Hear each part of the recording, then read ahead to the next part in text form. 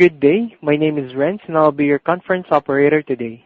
At this time, I'd like to welcome everyone to the Rite third quarter fiscal 2020 earnings conference call.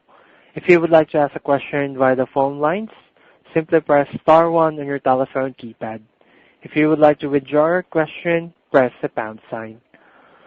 I would now like to turn the call over to Mr. Byron Purcell, Vice President of Investor Relations and Treasury. Sir, please go ahead. Thank you, Renz, and good morning, everyone. We welcome you to our third quarter earnings conference call. On the call with me today are Heyward Donigan, Chief Executive Officer, Jim Peters, Chief Operating Officer, and Matt Schroeder, Chief Financial Officer. On today's call, Heyward will provide the introduction comments. Both Jim and Heyward will provide an update on the business. Matt will provide an update on the third quarter results, and then we will take questions. As we mentioned in our release, we're providing slides related to the material we were discussing today. These slides are provided on our website, www.riteaid.com, under the Investor Relations Information tab. We will not be referring to them in our remarks, but hope you'll find them helpful as they summarize some of the key points made on the call. Before we start, I'd like to remind you that today's conference call includes certain forward-looking statements. These forward-looking statements are presented in the context of certain risks and uncertainties that can cause actual results to differ. These risks and uncertainties are described in our press release, in Item 1A of our most recent annual report on Form 10-K, and our other documents that we file or furnish to the Securities and Exchange Commission. Also, we will be using certain non-GAAP measures in our release and in the accompanying slides. The definition of the non-GAAP measures, along with the reconciliation of the related GAAP measure, are described in our press release and in those slides. With these remarks, I'd like to now turn it over to Heyward. Thank you, Byron, and thanks to everyone for joining us. On last quarter's call, I acknowledged that our work here at Rite Corporation should be considered a turnaround. After 4 months on the job, it remains clear that this turnaround will take some time, especially for a company of this size and scale. However, there are early signs that we can make important progress along the way.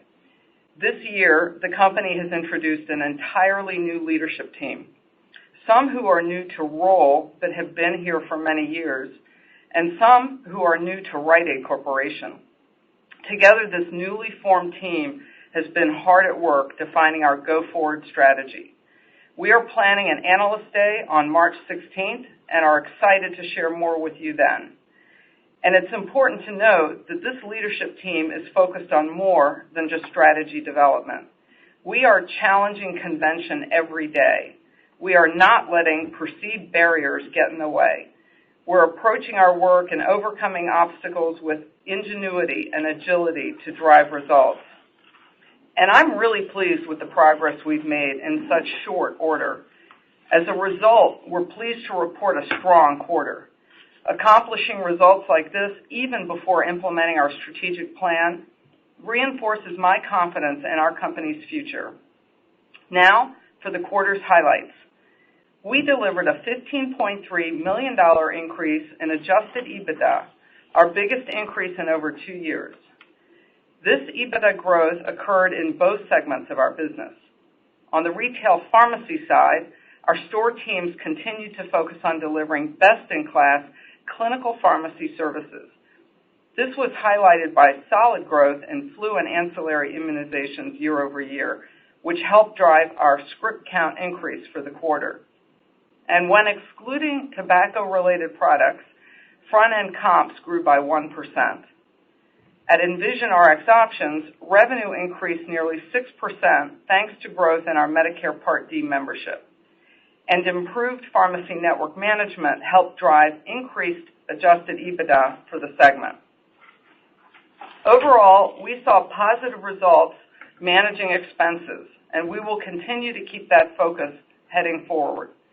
We also took important steps to retire debt during the quarter. We will continue to prioritize improving our leverage ratio and our capital structure. We know 2 strong quarters is not enough. We have been moving quickly and aggressively to evaluate all aspects of our business and ensure our strategy is bold yet achievable. We have conducted extensive research focusing on retail consumers, PBM clients, and PBM prospects, as well as digging deep to understand our competitors' value propositions to both consumers and clients. This research has informed us as we consider our Rite Aid brand positioning, our merchandising, the design of our stores, and our new omni-channel experience for Rite Aid consumers. We are focused on enhancing the role that our pharmacists play in delivering clinical solutions to our consumers.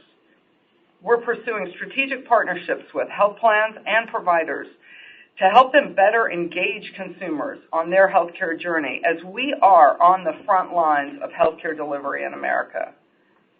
Finally, we are investing in the expansion and integration of Envision Rx options, particularly its services, technologies, and clinical offerings. This will provide us scale to deliver total low-cost care and enhanced client experience and heightened consumer engagement. We're preparing to roll out our strategy in March, and I'm looking forward to sharing details about our long-term vision with you. At this time, I'm pleased to introduce Jim Peters, our new Chief Operating Officer, to share additional details about our third quarter performance. First, just want you to know, Jim is a dynamic executive with 25 years of healthcare and industry experience, including health innovation, corporate development, strategy, and healthcare provider payer operations. His strong healthcare background includes 12 years as a senior executive at Geisinger Health System. There, he helped establish Geisinger's national reputation for healthcare innovation. He had enterprise-wide responsibility for Geisinger's entrepreneurial businesses, including retail and specialty pharmacy, retail clinics, healthcare data analytics, digital diagnostics, lab, and telehealth. And he led Geisinger's corporate development efforts, striking notable co-development partnerships with global pharmaceutical and technology companies, which resulted in a suite of digital health tools targeting medication adherence, care coordination, patient telemonitoring, and family caregiver support. Through Jim, we now have an entrepreneurial leader with deep experience in areas that will be game-changing for Rite Aid Corporation and help us revolutionize our business. Now I will turn it over to Jim. Jim? Thank you, Heyward, and thanks again to everyone for joining our call. I'm thrilled to be here and sincerely appreciate the warm welcome I've received from the Rite Aid team. I came here knowing that Rite Aid Corporation faces significant challenges, and I came here because of those challenges, not in spite of them. These challenges also represent tremendous opportunity. This is a turnaround and a chance to do some amazing work. It's certainly an opportunity to significantly enhance shareholder value. It's also a chance to redefine what our industry looks like, and it's an important opportunity to make a positive health impact on the lives of millions of Americans. Success on this scale requires hard work, grit, and belief. After working in the trenches with members of our team during my first couple months, I'm confident our associates have developed a newfound appreciation for the challenges we face. We have a clear line of sight to the opportunities in front of us. We are tackling challenges and addressing opportunities with focus, speed, and confidence. We understand the bold mindset required to make the changes necessary for sustainable long-term growth. We recognize that we are in this together and that our shared success won't come easy, and it certainly won't come overnight. And after taking a deep dive into developing our long-term go-forward strategy, I'm fully convinced that the issues we're facing are solvable, not simply to survive, but to thrive. We are equally bullish on the unique capabilities we offer through Envision Rx options. As Heyward said, we are preparing to roll out our new strategy, and I too look forward to sharing additional details with you on March 16th. To be clear, it's not business as usual at Rite Aid Corporation. We have developed a strategy that is comprehensive in scope and bold in design. We are turning over every rock in every corner of the company. We are improving upon what works, and we are changing what is not. The work has already begun and will continue in earnest. As everyone on this call knows, the time is now. We are wasting no time in laying the cornerstones that will make Rite Aid Corporation more relevant to the consumers of today as well as the consumers of tomorrow. Now let's talk about Rite Aid, the retail pharmacy. Our pharmacists and pharmacy offering are at the heart of our consumer experience. With the leadership and support of our Chief Pharmacy Officer, Jocelyn Conrad, we are making real changes that will drive both tangible health outcomes and deep loyalty as consumers recognize their pharmacist as more than just a dispenser of medication, but as a valuable and constant extension of their care team. The reality is many of our consumers engage with our pharmacists far more often than they do with their own physicians. And as you know, pharmacists consistently rank among the most trusted healthcare providers. In just 2 months, we have hardwired the lean mindset and methodology throughout Rite Aid Corporation, and using what we learned to free up pharmacists' time for more meaningful interactions with consumers. We are expanding the capabilities of our digital engagement platforms, in-store consumer experiences, Rite Care clinical services platform, medication adherence programs, and our central fill capabilities. All this means more time for more meaningful and personalized consumer health interactions.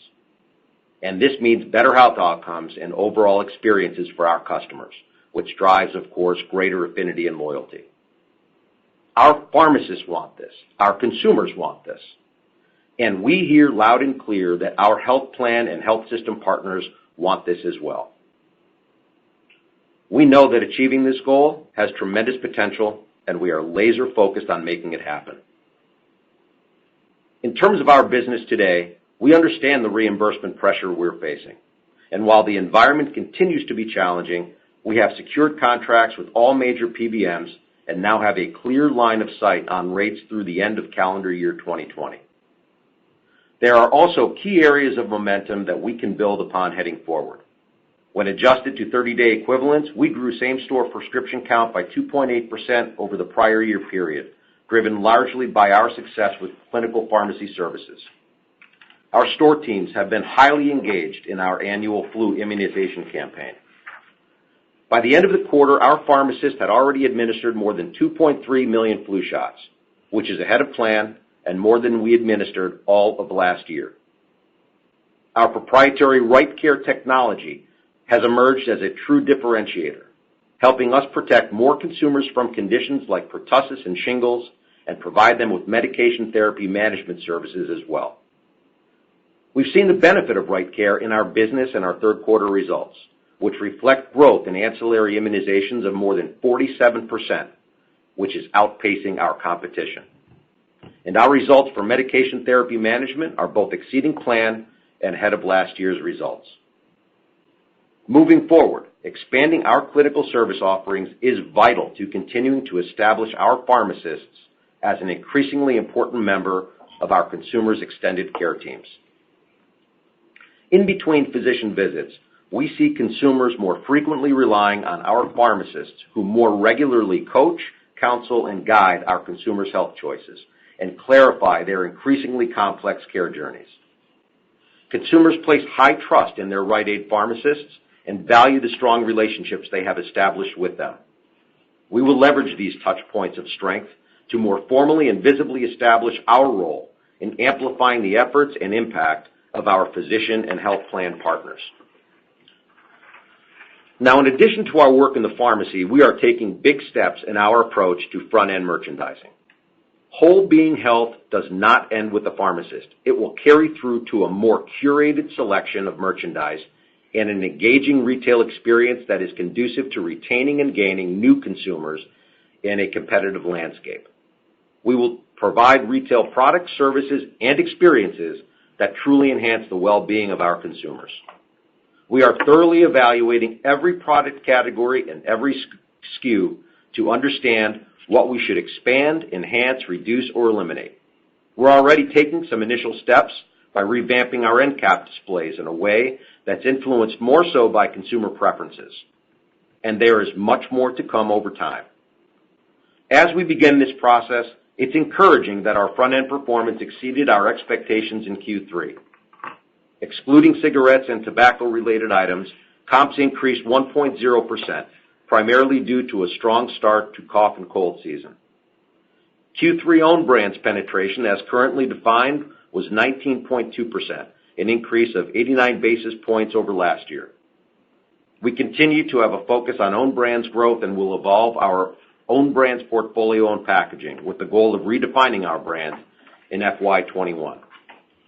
It's also worth noting that Thrifty Ice Cream, which we recently expanded to 900 additional stores, was a meaningful contributor to our third quarter growth. Our marketing strategy will undergo dramatic changes moving forward. We are rapidly modernizing our digital and omni-channel consumer engagement infrastructure as a key part of that strategy. We are going to give consumers what they want, when they want it, regardless of where they are. And we are executing our plan for digital personalization, reducing reliance on printed circulars, and taking a hard look at our customer loyalty program. These foundational steps will better optimize marketing investments, provide rich consumer insights, and help us to acquire new customers. And already we are seeing promising preliminary results from initial campaigns supporting flu shots, for example. And digital sales have been growing over the past few quarters, with a 69% increase in Q3 driven by digital refills. Heading forward, we are releasing a new online and mobile solution which will fully personalize and streamline consumer experience. These efforts are critical to securing the loyalty of the next generation of Rite Aid customers. A new approach to pharmacy merchandising and marketing means that our consumers will expect compelling in-store and digital experiences. We will elevate and differentiate our stores in the months and years to come and provide a unique, best-in-class retail experience. This includes reimagining our drive-thrus, enhancing our delivery services, and introducing new pickup experiences like Pay and Go and Buy Online, Pickup in Store. These experiences will be supported by investments in technology to completely modernize our digital capabilities and provide a seamless omni-channel experience throughout the pharmacy and front end. In terms of ongoing initiatives, we were early adopters for Amazon Counter and Locker, and will very soon offer an Amazon pickup solution at every Rite Aid store. In addition, consumers are responding positively to self-checkout, which is currently active in 100 stores throughout New York City and Los Angeles. We are seeing increased customer counts while controlling expenses and delivering an enhanced checkout experience. We plan to introduce self-checkout at 200 additional stores during the first half of calendar 2020. Before I turn it back over to Heyward, I would like to thank our team at the Rite Aid Corporation for their great work during the quarter and their deep commitment to serving our customers. In the short time I've been with the company, I am quite impressed with the many service behaviors I have witnessed, and I am proud to work with such a caring team. I came to Rite Aid Corporation with a fresh set of eyes. From where I sit, it seems clear that for our company, the past several years represent a period where action or inaction was driven by a focus on being sold. This focus, as is often the case, resulted in a don't rock the boat mentality as the team drove toward finalizing those deals. As you can probably sense, our direction has changed course 180 degrees. We are focused on our bright future with renewed energy and optimism. We are an independent entrepreneurial company with hungry, battle-ready associates. And I assure you, we're not going to wait around and let others dictate our future. We will author it ourselves. We will drive the change. We will own the results. I'm excited to be working alongside our more than 50,000 associates as we strive to exceed the needs of our customers and take the next steps in executing our long-term strategy. Thank you so much for your time today. With that, for some additional comments on Envision RX options, I will now turn it back over to Heyward. Thanks, Jim.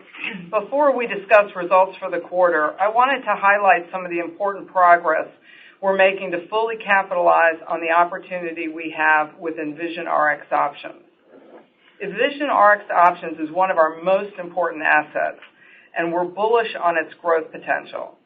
Up to this point, Rite Aid and Envision Rx Options have largely operated as separate entities.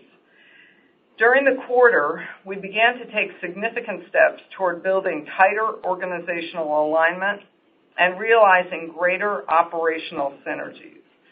We've begun the process of integrating our technology infrastructure, standardizing both associate benefits and other back office functions to streamline costs, processes, and foster strong operational collaboration. This work is just beginning, and we believe there are additional opportunities in 2020 and beyond.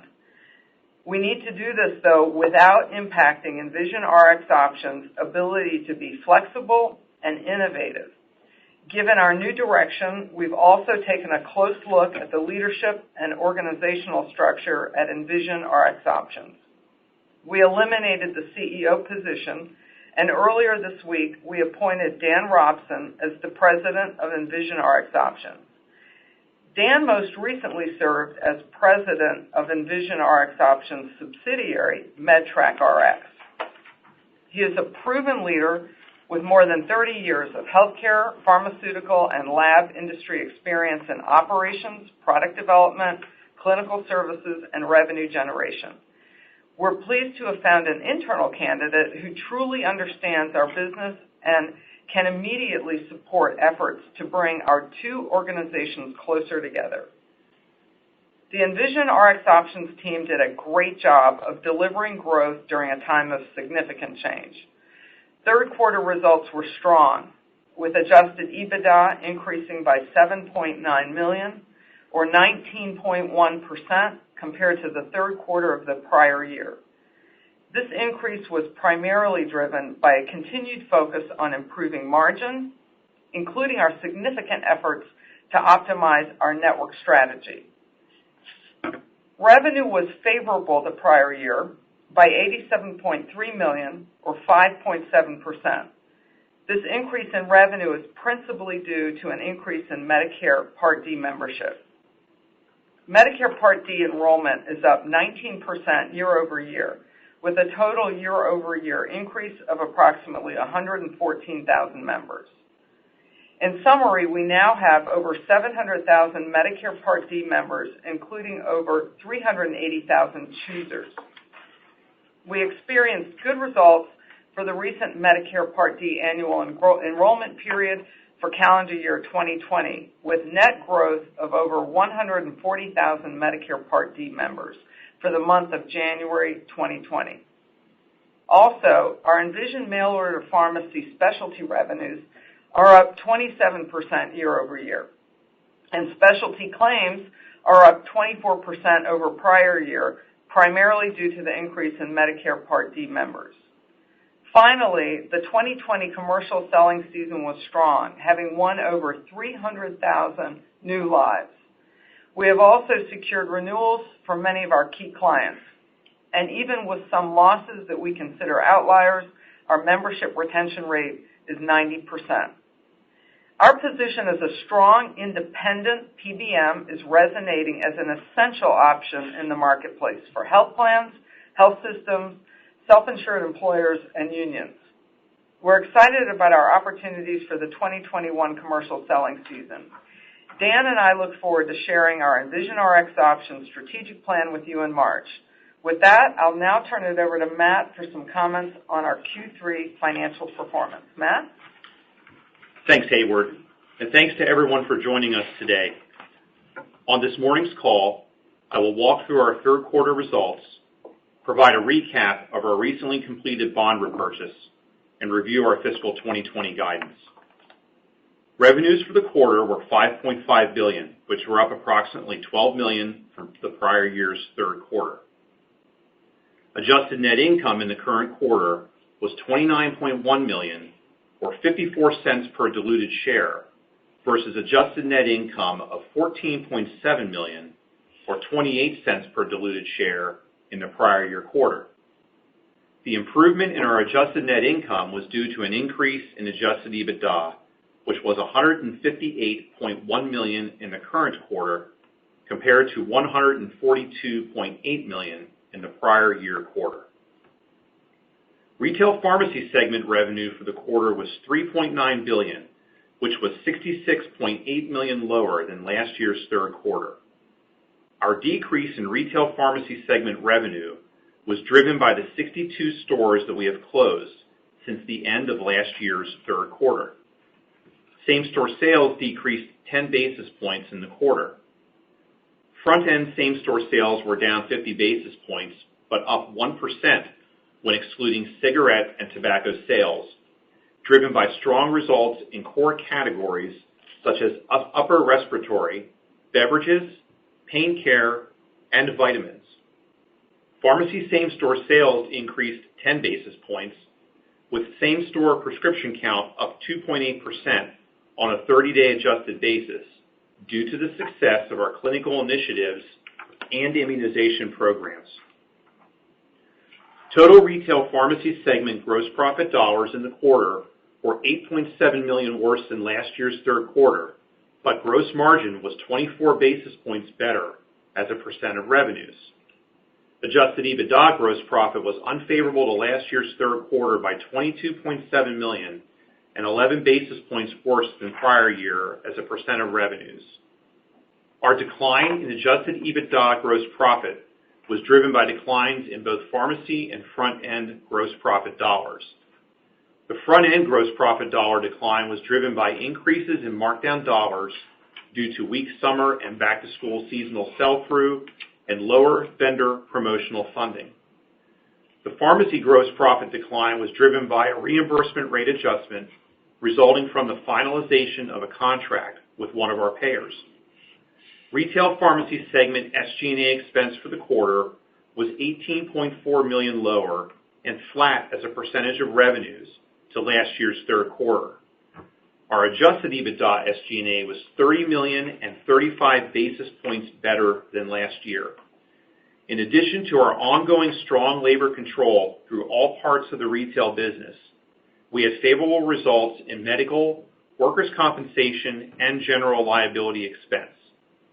These items more than offset lower TSA fee income from Walgreens.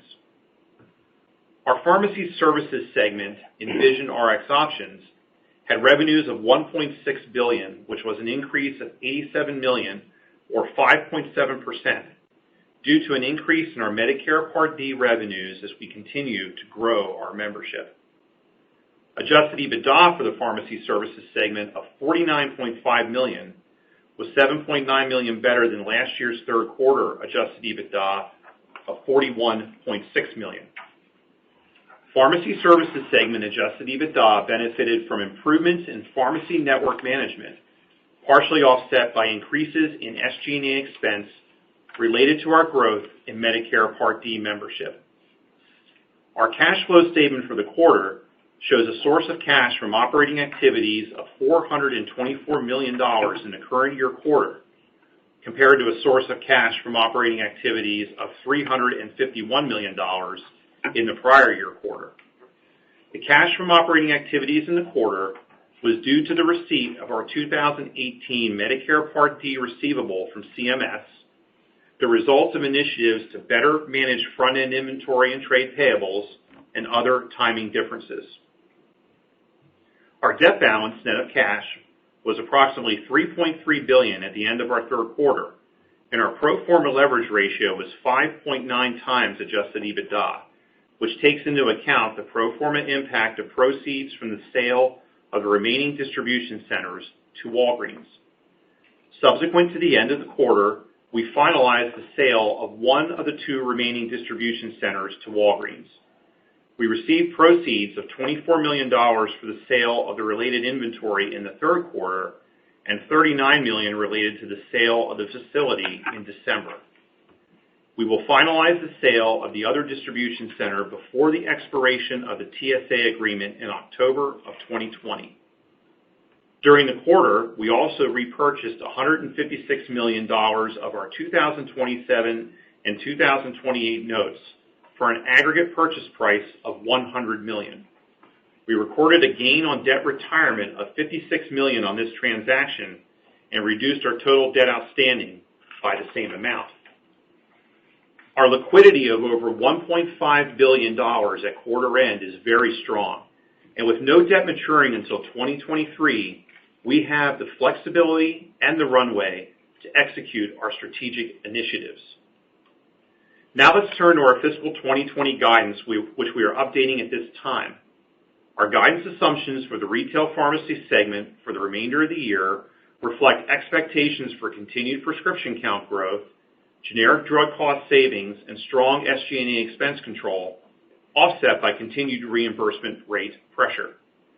Our guidance for the pharmacy services segment assumes sustained improvements in pharmacy network management and initial benefits from SG&A reduction, benefits integration, and restructuring initiatives. We expect total revenues to be between $21.5 billion and $21.9 billion, and same-store sales to be in a range of flat to an increase of 1%. We expect net loss to be between $174 million and $204 million. We expect adjusted EBITDA to be between $515 million and $545 million, and expect adjusted net income per share to be between 13 and 55 cents per share. Our fiscal 2020 capital expenditures are expected to be $230 million and will be concentrated on prescription file buys and investments in technology that will drive growth. We have scaled back our spend on remodels in fiscal 2020 from earlier estimates as we finalize our strategic planning. As previously noted, we are planning to host an Analyst Day on March 16th in New York City, at which time we will provide further details on our strategic initiatives and will provide guidance for fiscal 2021. This completes my portion of the presentation, and with that, we will now be opening the phone lines for your questions.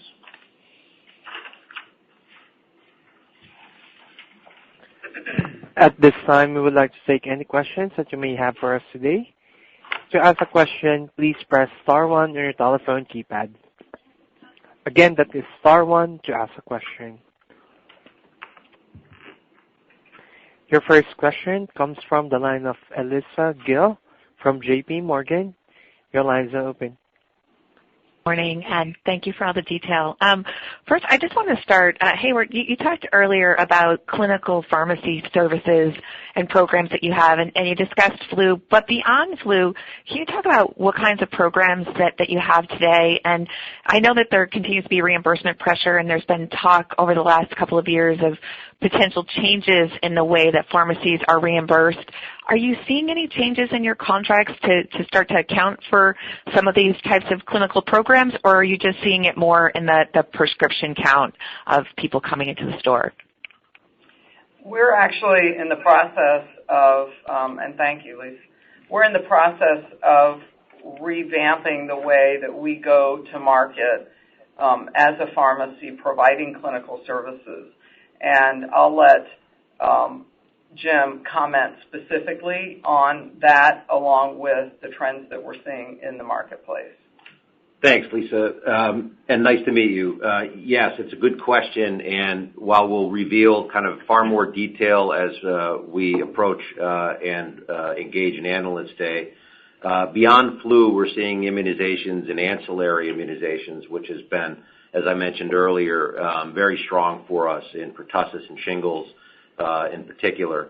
Beyond that, we see the pharmacist role expanding, as I mentioned earlier, in ways that can help us be a more logical and, frankly, a more frequent extension of the care team in between physician visits. So more to come on that, but we feel good that beyond pure script growth, we are positioned to perform quite well from a clinical services perspective. And we don't necessarily see quote-unquote reimbursement change, although I think that might happen over time, and we're seeing evidence of folks in Washington as well as at the state level viewing the pharmacist as a natural extender of healthcare on the front lines of America, and witnessing that allowing us to provide more services, for example.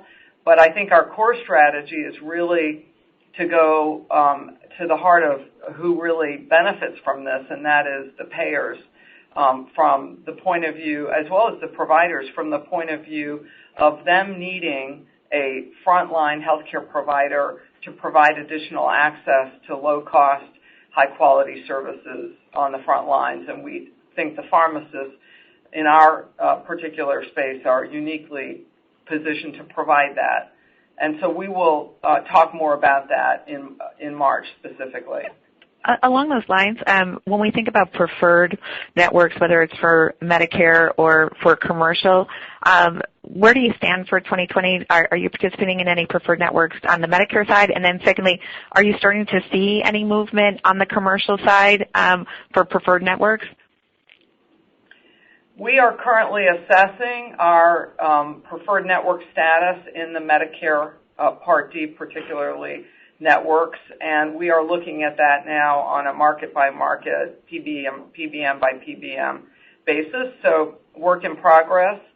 We are very, very interested and aggressively pursuing participation in the commercial lines of business, especially where we have these clinical partnerships. So again, more to come on that, but this is something that we're actively working on. Great. Thank you for the comments. Thank you. Your next question comes from the line of Robert Jones from Goldman Sachs. Your line is open. Hey, this is Kevin on for Bob this morning.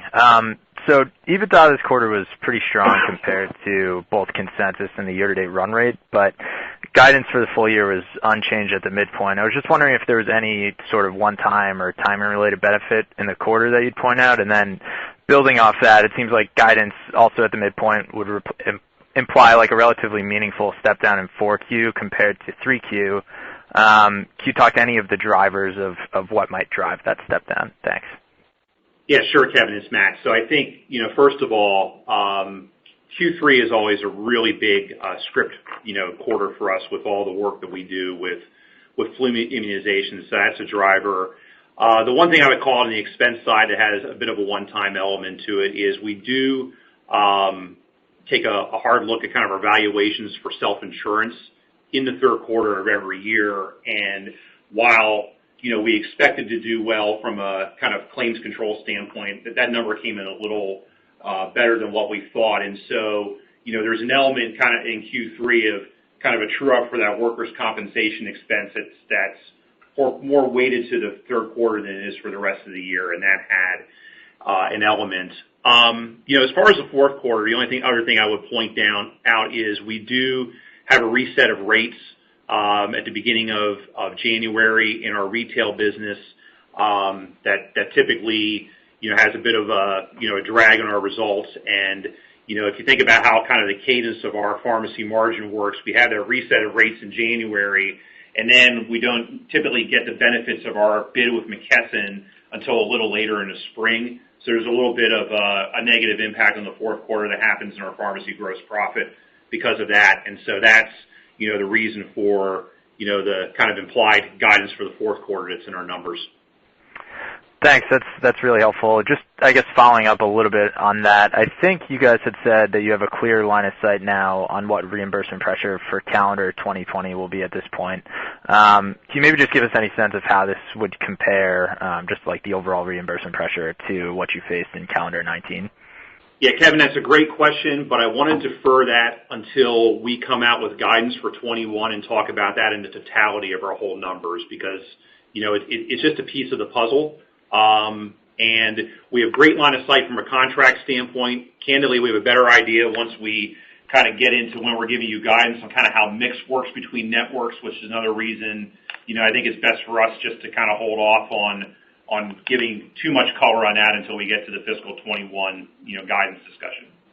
Makes sense. Thanks for the help. Thank you. Your next question comes from the line of Glenn Santangelo from Guggenheim. Your line's open. Oh, yeah. Thanks for taking the questions.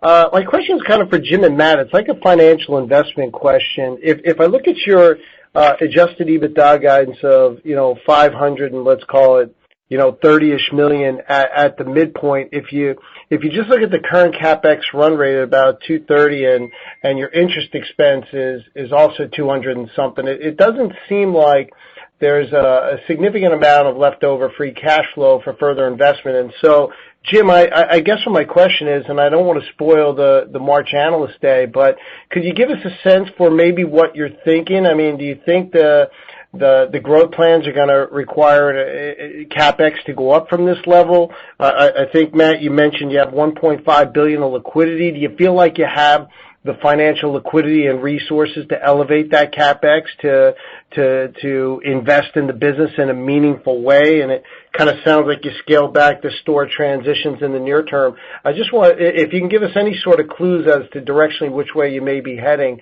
that'd be helpful.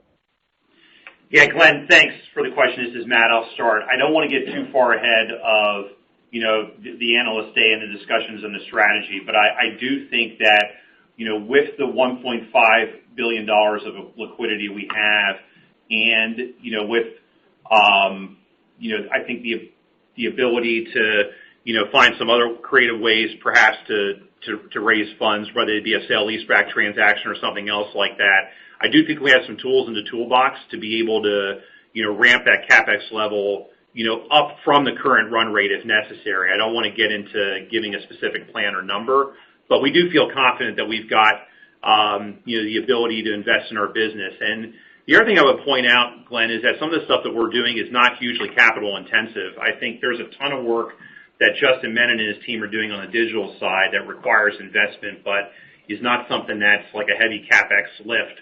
And I think that's something else to keep in mind. Yeah, well, it's Heyward, I'll jump in. We have a very strong level of confidence in the plan that we're going to put forward in March around exactly that will allow us to ramp up our CapEx spend while still reducing leverage ratio. And Heyward, maybe if I could just follow up with you on the PBM based on some of your comments. It kind of sounds like your net Part D lives are going up by 140,000 in January, and I think you said you have over 300,000 new commercial lives that came out of this selling season, but your membership retention was only about 90. I'm wondering if you could net all that out for us and give us a sense for net. Are you up in 2020 versus 2019 in terms of total covered lives? How should we think about that all sort of netting against each other? Yeah, it's Matt. I'll jump in. I would say we're up. We'll wait until we give full guidance to give a more kind of precise number to that. But, with all the puts and takes, we are up in covered lives, going to be up in covered lives for plan year 2020 at the PBM. Okay, thank you very much.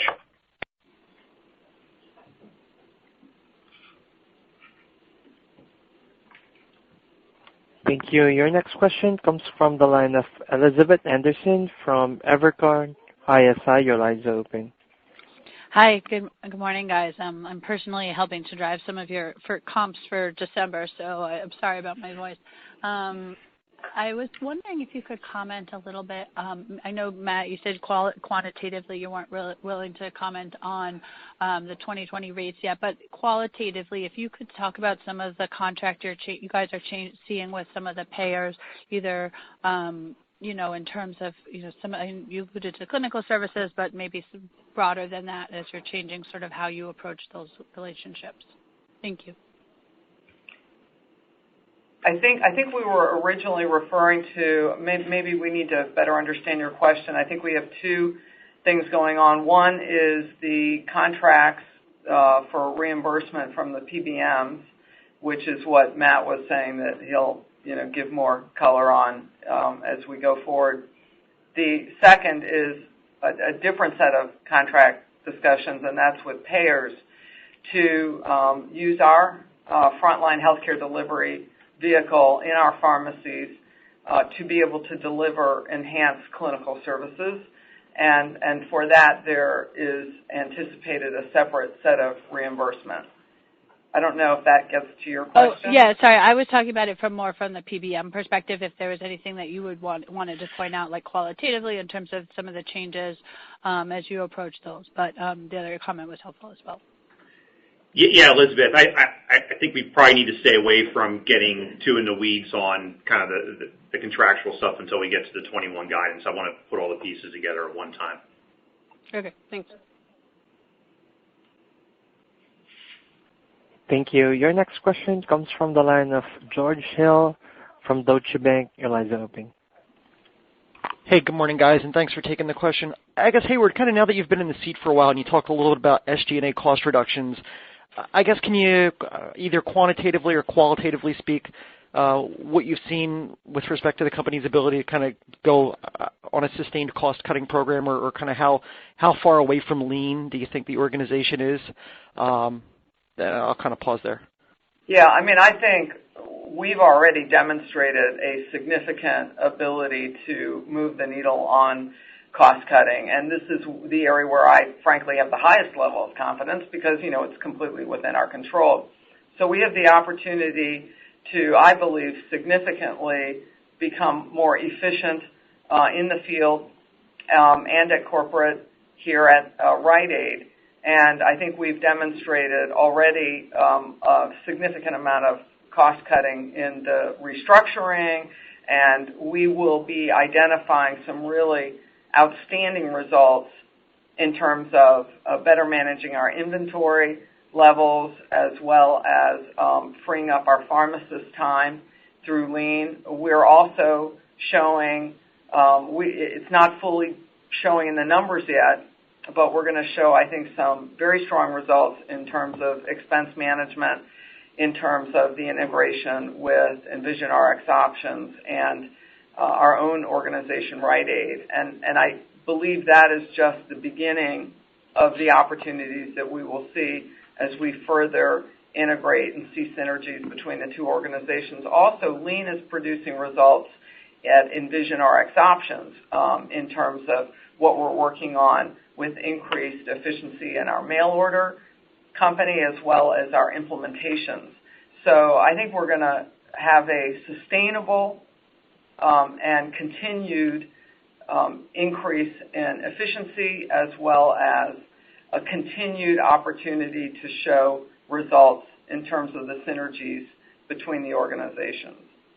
Oh, okay, and I guess the follow-up I'll try to sneak in here is, I guess as we think about kind of beyond fiscal 20, can you say at a high level, I'm trying to think about what the longer-term growth algorithm for Rite Aid looks like given reimbursement pressure and what's going on with narrow networks and scripts. It seems like the goal would be to kind of grow scripts in the low single-digit range. The front end of the store maybe grows at the same rate.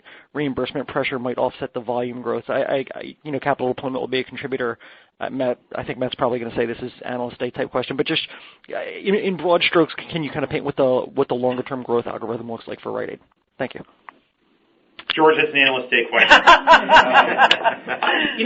We will get more into the strategic things there. I think the things I would point out from a growth standpoint and the opportunities on a super high level is one, I do believe that, we have an opportunity to significantly grow the scripts in our store over the time. It won't happen overnight, but, we've got some stores in some great locations in the markets we're in, which frankly, if you look at their productivity to compare some of our competitors are underutilized, and so I think there's opportunity with the strategies we're going to talk about to drive that up over time. And the second thing is I think the PBM over time, Envision RX options has a significant opportunity for growth as we think about how Envision RX options approaches the market and the ability to significantly drive PBM top line with a with relatively few client wins if they're the right types of client wins. At least when you compare it to how you grow retail. Yeah, and I think with our new merchandise and our online experience and our ability to expand beyond our current markets, we will be able to show good growth there as well. I shouldn't have given you the out map, but thanks for the color. Thank you. Your next question comes from the line of William Reuter from Bank of America. Your line is open. Good morning. The first question on the Envision RX commercial lines growth for 2020 selling season. I feel like the number you quoted today was lower than what you had quoted last quarter. Is that right, or did I miss something there? Yeah, Bill, it is slightly lower. We had, as we, kind of finalized the lives that came in with the contracts and the estimation of those lives with the wins that we had for 2020, our estimate, our final numbers for what those lives are going to be are slightly lower than what our estimate was when we last reported. Okay, that's helpful. And then, can you remind us what the proceeds from the sale of the second distribution center, what the number of that's going to be, including, I guess, working capital? Yeah, so the last distribution center, if that's what you're asking about, that goes next year, those proceeds should be somewhere in the range of between $95 and $100 million. If you look at the slides that we put out in the pro forma leverage ratio calc, you can back out the $39 million that we got for the DC we just sold in December to get to the precise number. Okay, and then just lastly for me, I was, I guess, a bit surprised by the bond repurchases, but good to see. I guess, how are you viewing additional bond repurchases, whether it's the 23s, 27s, or 28s? Yeah, I'm probably not ready to give you like a specific roadmap there. I think, Bill, we are kind of laser focused on finding ways to, both, address the leverage ratio we have outstanding and the debt outstanding. So I think we're going to keep an open mind on a variety of different things we can do there. Probably don't have a more specific commentary other than that. Sounds good. I'll pass to others. Thank you. Thank you. Your next question comes from the line of Carla Casella from J.P. Morgan. Your line's open. Hi. One follow-up on the Envision business. Just trying to understand how much of the Envision business actually comes from the Rite Aid stores, to understand how integrated those two businesses are. It doesn't really come from the Rite Aid stores. Our Envision business is largely driven by contracts with commercial employers, small, mid-market, larger, and also health plan business. We happen to participate as Rite Aid pharmacies in, their networks, but that's really the extent of it.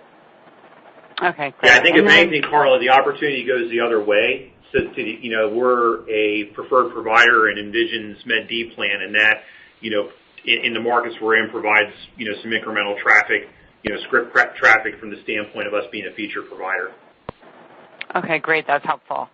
And then just on the lease termination, you increased the expectation for the lease termination charges, yet year-to-date it's running very low. Does that imply that there's a big store closing or lease termination plan for fourth quarter? It does not, Carla. Included in that number is a charge we take every year in the fourth quarter for an evaluation of the cash flows that our stores generate, and an impairment charge will often come out of that. Oh, okay. So it's more impairment. Okay, gotcha. It's impairment. It's impairment. We're not anticipating any significant changes in the store count. Okay. In the near future. As a question I haven't asked in a long time, how many dark stores do you have? Carla, I don't know off the top of my head. I can get back to you on that. I think the burn rate right now is somewhere in the $40 to $45 million a year range, with an expectation of that number to come down, step down actually, pretty decently over time here in the next couple of years. Okay. And then did you disclose the TSA fee that was spent in the third quarter? We did not. I think we said in the past that the expectation for the TSA fee for the year is roughly $40 million. Okay, great. Thank you. Your next question comes from the line of Karru Martinson from Jefferies. Your line is open. Good morning. When we look at the CapEx guidance, it certainly implies a meaningful step up here in the fourth quarter. Is that going to be all RX file buys, or given that we're scaling back the remodels, or is the potential that we can see some of that flowing into next fiscal year?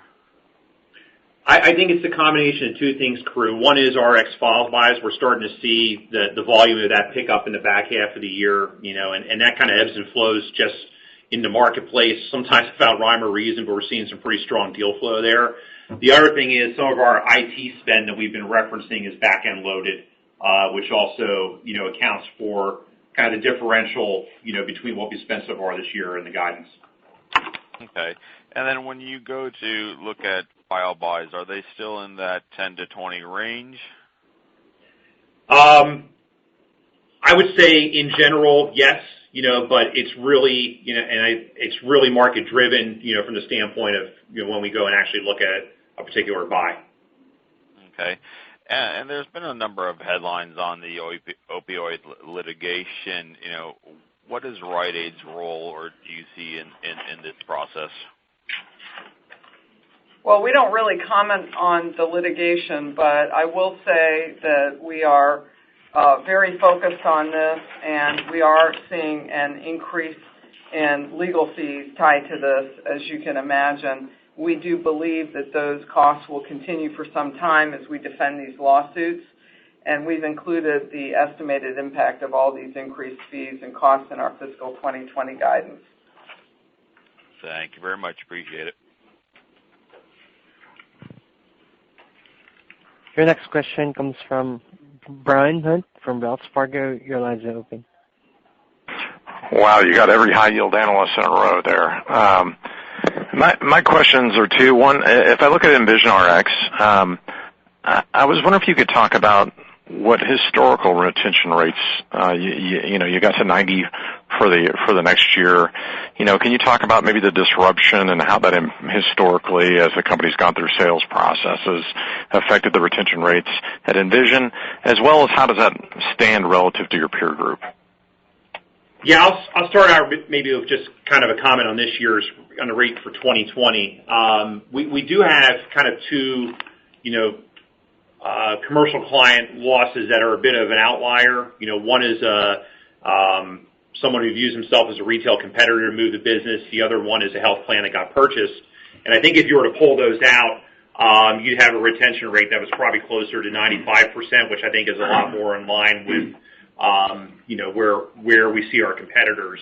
So, that's really the reason for kind of a delta between 90 and 95. This might be a good time to introduce Dan, who can comment a little bit on that question. I think Dan, the new president, meet our high yield analyst.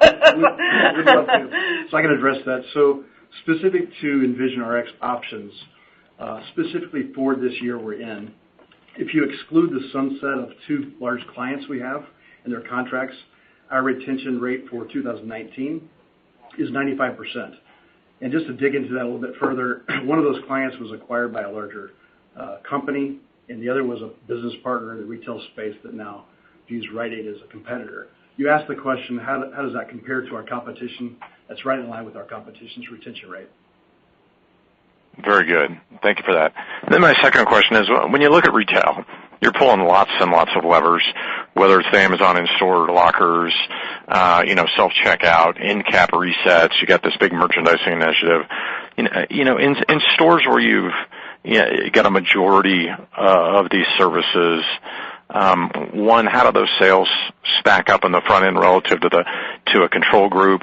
And as you've rolled out these services in test, what do you feel like the two or three biggest impacts have been from any changes made? Thank you. It's a good question, and your use of control group reminds me of my days at Geisinger, where we tested in a very academic sense many of our initiatives. I would say this, that it's too early to tell on initiatives like Amazon Locker. What we can tell you is that it's certainly driving additional people into our stores.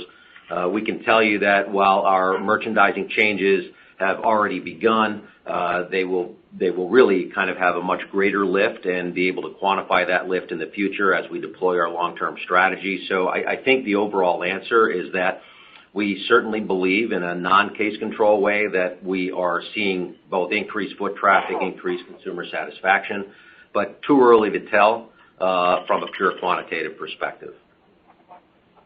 Very good. I'll hand it off to somebody else and look forward to the Analyst Day. Thank you. Thank you. We have time for one final question, and it's from Hale Holden from Barclays. Your line is open. Thank you for taking the call. I was wondering if there was anything you guys did in your immunization program in the third quarter that was different year over year to drive the gains that you saw? I know the flu hit slightly earlier in California than it had in prior years.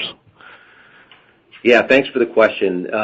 We're really seeing improved impact from our Rite Care investment, the technology that our pharmacists use and frankly associates throughout the store use to kind of highlight opportunities for intervening for immunization opportunities. So that payoff has begun to show in an operational sense within our stores, and I think it's a key contributor to the strong results we've reported this quarter.